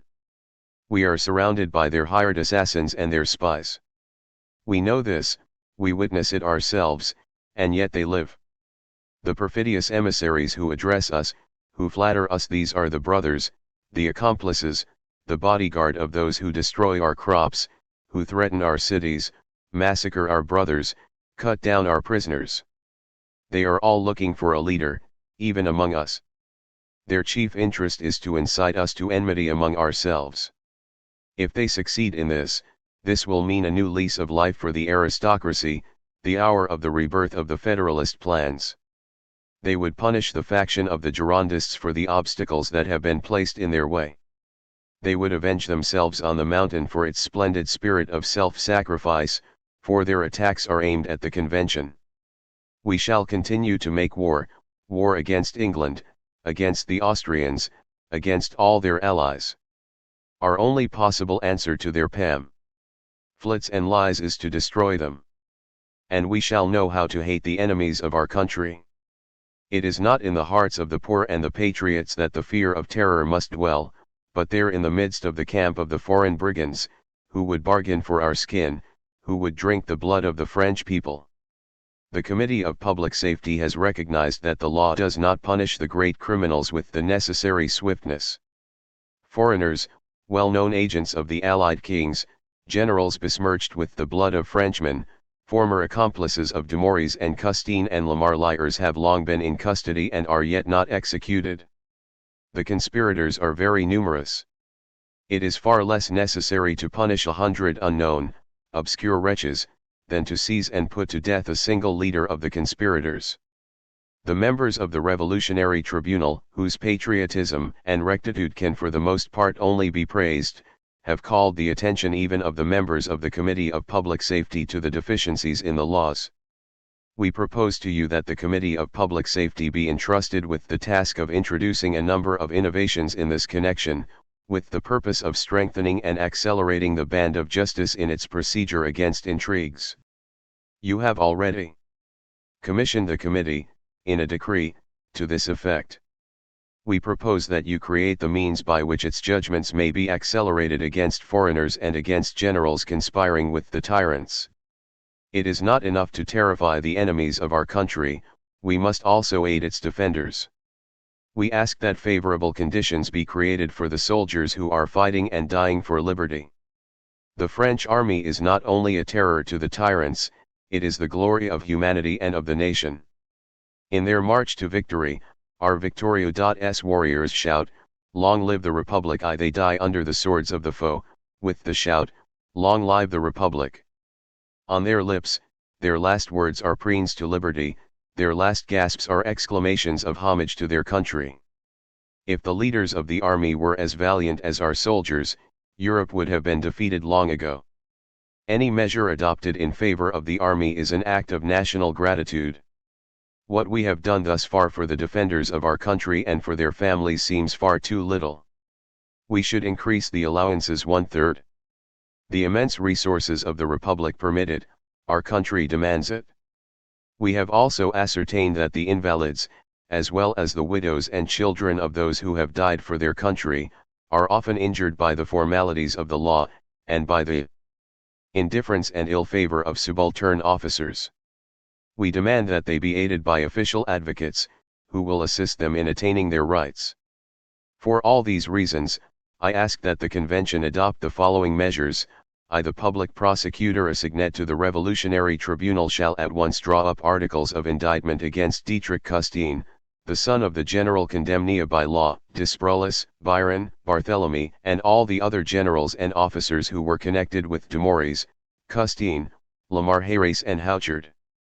The public prosecutor shall also indict foreigners, bankers, and all other individuals having any communications with the kings allied against the Republic. 2. The Committee of Public Safety shall report at the earliest possible moment on the appropriate means for securing an improvement in the organization of the Revolutionary Tribunal. 3. Allowances and aids, as paid hitherto to veterans or their dependents, shall be increased on THIRD. 4. A commission shall be appointed entrusted with the task of defending the rights of veterans and their dependents. The members of this commission shall be appointed by the Convention and shall be nominated by the Committee of Public Safety. Speech delivered December 25, I-793. Report on the principles of political morality. Robespierre, on the instructions of the Committee of Public Safety, delivered the following speech in the Convention, which was an attack both on the right and on the light. Some time ago we analyzed the principles of our external policy, today we shall take up the internal policy. Having for some time been led often enough by accidents, the representatives of the French people are now beginning to aspire to a political consistency permeated with a strong revolutionary character. Thus far we have been led rather by the storms of circumstances, by our love of the good, by our feeling for the needs of the fatherland, than by any precise theory. What is the purpose, what is the goal for which we strive? We wish a peaceful enjoyment of freedom and equality, the rule of that eternal justice whose laws are graven not in marble or in stone, but in the hearts of all men. We wish a social order that shall hold in check all base and cruel passions, which shall awaken to life all benevolent and noble impulses, that shall make the noblest ambition that of being useful to our country, that shall draw its honorable distinctions only from equality, in which the generality shall safeguard the welfare of the individual, and in which all hearts may be moved by any evidence of republican spirit. We want morality in the place of egotism, principles in the place of mere habit, the rule of reason in the place of the slavery of tradition, contempt for vice in the place of contempt for misfortune, the love of glory in the place of avarice. Honest men instead of good society, truth instead of empty show, manly greatness instead of the depravity of the great, a sublime, powerful, victorious, and happy people. The splendor of the goal pursued by our revolution is simultaneously the source of our strength and our weakness. It is the source of our weakness, because it unites all the perfidious and vicious individuals, all the advocates of tyranny who think of plunder, who think to find in the revolution a trade and in the republic a booty. Thus we may explain the disaffection of many persons who began the struggle together with us, but who have left us when our path was but half accomplished, because they did not pursue the objects we were pursuing. You are surrounded beyond the boundaries, at home, all the friends of the tyrants conspire, and will continue to conspire, so long as treason still has a hope. We must stifle the domestic and foreign enemies of the Republic, or we must be destroyed with the Republic. And therefore, under the present circumstances, the principle of our Republic is this: to influence the people by the use of reason, to influence our enemies by the use of terror. In times of peace, virtue is the source from which the government of the people takes its power. During the Revolution, the sources of this power are virtue and terror, virtue, without which terror will be a disaster, and terror, without which virtue is powerless. But terror is nothing more nor less than swift, severe, and indomitable justice. It has been said that terror is the means by which a despotic government rules. Has your rule anything in common with such a government? Yes, indeed, but only in the sense that the sword in the hands of the protagonists of liberty resembles the sword in the hands of the champion of tyranny. When despots rule because their subjects are terrified, the despots are justified as despots. You put down all the enemies of freedom by means of terror, and you are justified as founders of the Republic. The government of the revolution is the despotism of liberty against tyranny. Might be used only in order to protect crime. If tyranny prevails for but a single day, all the patriots will have been wiped out by the next morning. And yet some persons dare declare that despotism is justice and that the justice of the people is despotism and rebellion. Either we or our enemies must succumb. Show consideration for the royalists. Shout some persons, have compassion with the criminal. No, I tell you, have compassion with innocence, compassion with the weak, and compassion with humanity. The whole task of protecting the Republic is for the advantage of the loyal citizen. In the Republic, only Republicans may be citizens. The royalists and conspirators are foreigners to us, enemies. Is not the terrible war in which we now are involved a single indissoluble struggle? Are the enemies within not the allies of those who attack us from without? The murderers who rend the flesh of their country at home, the intriguers who seek to purchase the conscience of the representatives of the people, the traitors who sell themselves, the pamphleteers who besmirch us and are preparing for a political counter-revolution by means of a moral counter-revolution, are all these individuals any less dangerous than the tyrants whom they serve? All those who would intervene between these criminals and the sword of justice are like unto those who would throw themselves between the bayonets of our soldiers and the troops of the enemy, and the enthusiasm of their false feelings amounts in my eyes only to sighs directed toward England and Austria. Speeches of For whom does the heart of these gentlemen beat so gently? Does it beat for the 200,000 heroes who have already perished by the sword of our enemies? Alas, these slain were only plebeians, patriots. To be worthy of our sympathy, of our compassion, the object of these feelings must be at least the widow of some general who has betrayed his country no less than 20 times. To be worthy of the compassion of these gentlemen one must be able to show that one has murdered at least 10,000 Frenchmen. They preserve their indifference when faced with the reports of the terrible bloodbaths to which our heroes are subjected, or of the crimes perpetrated against their mothers and children, and yet, the punishment of a new traitor is called a savage massacre. The wretchedness of our citizens in the cities, their painful wounds, is borne with equanimity, but the wives of the conspirators move them to eloquence. These persons may defeat the ends of justice and law, they are permitted to defend the cause of their accomplices, they may even organize as a privileged body. We should commit an unpardonable act of levity if we should regard a few victories as the end of all our dangers. Just cast your eyes on our actual situation, and you will feel that caution and energy were never more necessary than now. A disguised ill will sabotages the measures of the government at every step. For such is the fatal influence of the foreign courts, and because this influence is a hidden one, it is none the less active and none the less dangerous. The intimidated criminals are concealing their steps with greater cleverness. The internal enemies of the nation have divided into two camps, the camp of the moderates and the camp of the counter-revolutionaries. They are marching on opposite paths and under different colors, but they are aiming at the same goal. One of these factions would mislead us into weakness, the other into excess. The one would make of liberty a bacchante, the other a prostitute. The ones have been called moderates. The designation of ultra-revolutionaries perhaps is more brilliant than true. This designation, perhaps appropriate when used of men who, acting in good faith, and ignorant of the facts, have sometimes neglected to practice due caution in the revolutionary policy, is by no means applicable to those perfidious individuals who would compromise us, who would make the principles of the revolution a plaything to trifle with. The poor revolutionary moves to and fro, straddles, sometimes on either side of the fence. Today he is a moderate and tomorrow he becomes a fanatic, each time with as little reason. Whenever he discovers anything it is sure to be a plot unveiled long ago, he will tear the mask from the face of traitors who were unmasked long ago, but he will defend the living traitors. He is ever at an effort to adapt himself to the opinions of the moment and never undertakes to oppose them. He is always ready to adopt violent decisions, but he must always be assured in advance that these decisions cannot possibly be carried out. He calumniates those measures that might be fruitful of results, and even if he should approve of them, he will modify them with proposed amendments which would nullify any possible success in advance.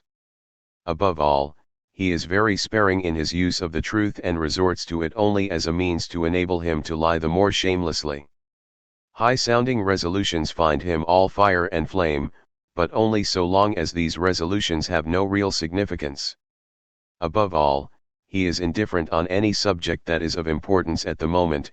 He dotes on the forms of patriotism, the cult of patriotism, and he would rather wear out 100 red caps than carry out a single revolutionary action. What is the difference between these people and the moderate? Both are servants of the same master, servants who maintain that they are hostile to each other, but only in order the better to conceal their misdeeds. Do not judge them by their different language, judge them by the identity of their results. Is he who attacks the convention publicly in inflammatory speeches any different from him who seeks to deceive and compromise us? Are not these two persons acting in an understanding with each other? Even the aristocracy is now attempting to make itself popular. It conceals its counter-revolutionary pride, it hides its dagger under its rags and filth. Royalism is trying to overcome the victories of the Republic. The nobility, having learned from past experience, is ready to clasp liberty in a sweet embrace, in order to stifle it in the act. Tyranny strews flowers on the graves of the defenders of liberty. Their hearts have remained the same, only their masks have changed. How many traitors are attempting to ruin us by conducting our affairs? But they should be put to the test. Instead of oaths and declamations, let us require them to deliver services and sacrifices. Action is required, they talk. Deliberation is necessary, they declare we must act at once. In times of peace, they are opposed to all necessary reforms. In times of commotion, they will promise to introduce any innovation, any transformation. When you are planning to punish traitors, they will be at hand immediately, to remind you of Cresar's leniency. They discover that this man or that was once a nobleman, although he is now defending the Republic, and they will forget these antecedents only in cases in which this man or that among the nobles is betraying the Republic. When peace is necessary, why, they will promise you victory. When war is necessary, rest assured that they will laud the delights of peace. If it behooves us to defend our territory, no doubt they will be found talking of the necessity of proceeding to the offensive against the tyrants beyond all the seas and mountains. If our fortresses should be recovered, they will propose that we mob the churches and wage war against heaven. They will forget the Austrians in order to antagonize the faithful. Or, if we need allies on whose fidelity we can depend in such cases, they will shout vehemently against all the governments of all the world and demand that we brand the great Mogul a criminal. If the people are eager to celebrate victory at the capital, they will intone hymns of gloom and remind us of our adversities in the past. They sow disaffection among us. And when we proceed to clothe the people's sovereignty in the concrete form of a powerful and respected government, they discover that the principles of this government are a violation of the sovereignty of the people. They wish to disorganize us, they wish to paralyze the acts of the Republican government. It is in this way that these gentlemen serve the revolution. They have found an excellent means of supporting the efforts of the Republican government, to disorganize us, degrade us, indeed make war upon those who support us. If you are seeking means for provisioning the army, or if you are engaged in forcing from the hands of avarice and fear the foodstuffs necessary for our warriors, they will shed patriotic tears over the general woe and diet a sure famine. Their alleged desire to avoid the evil is always sufficient reason for them to increase the evil. In the north, they put chickens to death under the pretext that they were consuming the barley. In the south, they destroyed silkworms under the pretext that silk was an article of luxury, and cut down the orange trees under the pretext that oranges were not a necessity. It is impossible for you to conceive of all the devious ways pursued by all these sowers of discord, these spreaders of false rumors, who disseminate every possible kind of false report, which is not unprofitable in a country in which, as in ours, Superstition is still so widespread.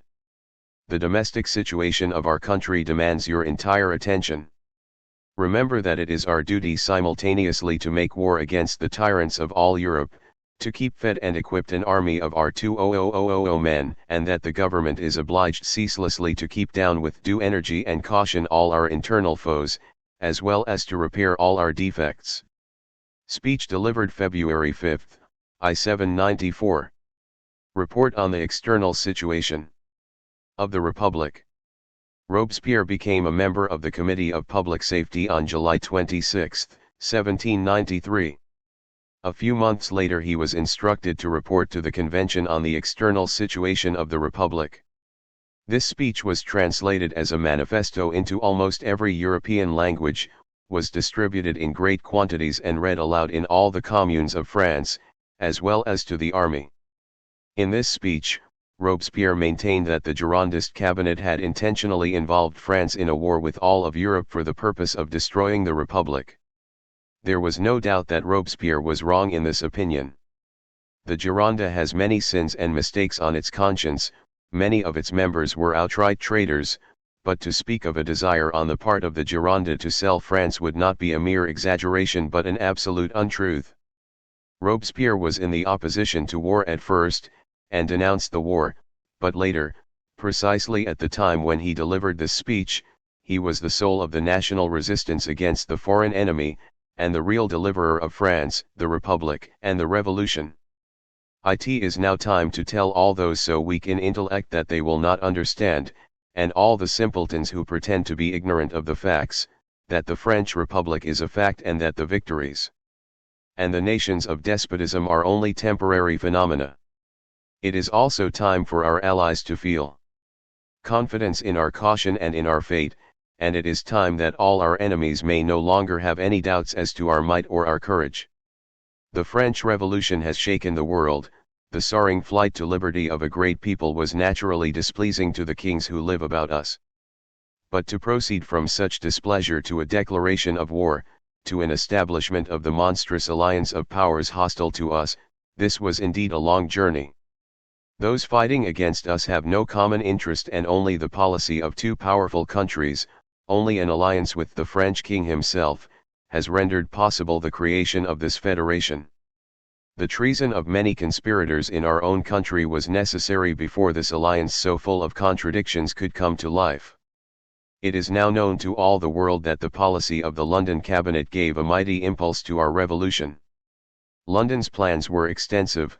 The English cabinet desired to lead a ruined and mutilated France through the political storms into the meshes of the English monarchy. It desired to set a Duke of York on the throne of Louis XVI. The English plans were bold. But genius consists not in the outlining of great plans, but rather in the ability to adapt those means that are available to the realization of these plans. And Pitt was crudely mistaken as to our revolution. He was as much mistaken as Louis XVI Uncle.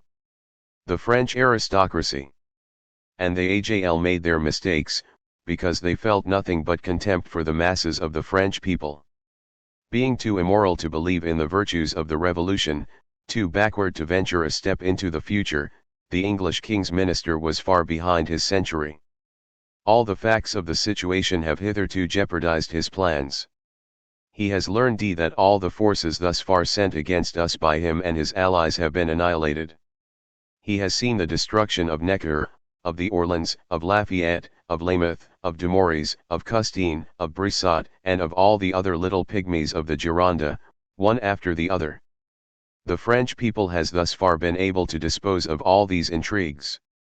Every crisis of our revolution, contrary to the calculation of our enemies, has enabled the revolution to advance beyond the initial point of this crisis. Toward the end of I 792 our enemies believed that the downfall of the Capetian king might be neutralized by the act of proclaiming his son to be king of the French. But then came August IO and the Republic was proclaimed. On May 3 the people destroyed all the intrigues, the demon of civil war, the hydra of federalism, and the monster of aristocracy. The convention is now at the height of the situation. A new social compact is proclaimed and consolidated by the will of the Frenchmen. Since the year 1791, the English faction and all the enemies of freedom have been brought to recognize that there exists a Republican Party in France which will not negotiate with tyranny, and that this party is the people itself. The various massacres carried out against Republic Arts, the mass murder at Nancy, and the mass murder on the Champ de Mars will not suffice to destroy the Republic. Our enemies therefore determined to make war on the Republic, and there followed the monstrous alliance between Austria and Prussia, and later the alliance of all the allies now united against us. But it would be an exaggeration to see nothing behind this mighty alliance than the babble and the machinations of the émigrés, who have wandered from country to country in the course of their intrigues against us. Not even the credit of the French court was sufficient to lay firm foundations for the alliance against us. This alliance was produced above all by the labor, the support of certain factions which ruled France itself and which were afraid of the further evolution of things within the country. In order to lead all the kings into this audacious enterprise against us, it was not enough to convince them that with the exception of a small band of Republicans the entire nation secretly hates the new regime, and that the entire nation would welcome them, the foreigners, as deliverers. It was not enough to convince them that all the leaders of the armies would at once pass over to their side. To justify this enterprise in the eyes of their subjects themselves, they had to be relieved of the responsibility of declaring war on us, and therefore war was declared on them from Paris. You know with what monstrous levity war was declared, you know that you were then without arms, that our forts had no munitions, that our army was in the hands of traitors, and that they nevertheless talked of carrying the tricolor up to the ends of the earth. These orators and gossips who were our leaders at the time were insulting the tyrants only in order to do their bidding. The true friends of the Republic had different intentions. Before bursting the chains of the universe they wished first to consolidate liberty in their own country. Before undertaking to wage war on foreign tyrants, they wished first to annihilate the tyrants at home, who were daily betraying them. They did not wish to march against other kings while they were led by a king themselves. Those who planned at the end of the year 1791 to overthrow all the thrones of the world, are the same as those who in August R792 wished to ward off with all their might the blow against their own king. The chariot of the revolution was advancing over stony soil. They wished it to travel on a smooth and easy road, and therefore they guided it into dangerous paths and sought to demolish the chariot before it had attained its goal. Let us now picture to ourselves the present countenance of Europe. We must clearly estimate the forces which are at work for us and against us. From the very moment that the plan of the alliance against France had been drawn up, it was attempted to interest the various powers in the struggle against us by a prospective division of France. And the plans for this division are now in our hands. They are proved not only by the outcome, but we have also the necessary documents and papers. At the moment when the Committee of Public Safety was established, the plan of the English cabinet had already been elaborated for the division of France, and we of the committee were acquainted with this plan. At the time, we assigned no particular importance to it, since we did not trust the confidants, but the facts have since confirmed the entire situation. Now, citizens of the Convention, England did not forget its share in this general division. Dunkirk, Toulon, the colonies, and even the coveting of the French crown itself, these were to be the British share. England found it easy to draw the Lieutenant Governor of Holland into the alliance. And we have already discussed the plan of alliance of the Prussian L:*ing with the head of the House of Habsburg. Like two brigands who make peace with each other after a long period of disunion, Prussia and Austria again come to terms. For a moment they forget their struggle in order to devote themselves to the immediate business of plundering France. And yet, this alliance is destined to fall to pieces. Austria will again find itself the deceived deceiver. Together with the King of Prussia, the Empress of Russia has divided Poland, while the House of Habsburg has been promised, as an indemnity, concessions in France, i.e., Alsace-Lorraine and French Flanders. Even the King of Sardinia has been promised a share in our dominions. But what was it possible to give to the Italian powers? Nothing. and the latter therefore resisted all entreaties and requests and yielded only at the end, or rather, they submitted to England's orders, and these orders were supported by the English fleet. Among all the impostors who adorn themselves with the title of emperor, king, or minister, we consider Catherine of Russia and her minister to be the most cunning. Russia's policy is categorically determined by the very nature of her situation. In this country, the characteristics of savage, barbarous hordes are fused into a single whole with the vices of civilized nations. The rulers of Russia have great power and great wealth, surrounded by barbarism, they yet have acquired the tastes and the ideas of Western Europe, they would love to be served and flattered by the Athenians, but their subjects are only Tartars. The court of St. Petersburg has long been attempting to overwhelm Europe, Turkey, and Poland. It has aided much in the construction of the League of Kings now united against us, and this court, not its allies, has drawn many advantages from the alliance. While the allies of the Russian Empress are exhausting their strength in the struggle against us, this lady of St. Petersburg is husbanding all her resources and casting her glances on Turkish, Polish, and German domains. She believes the hour to be near at hand in which she can dictate to Europe. Speech delivered November 18, 1793. The end.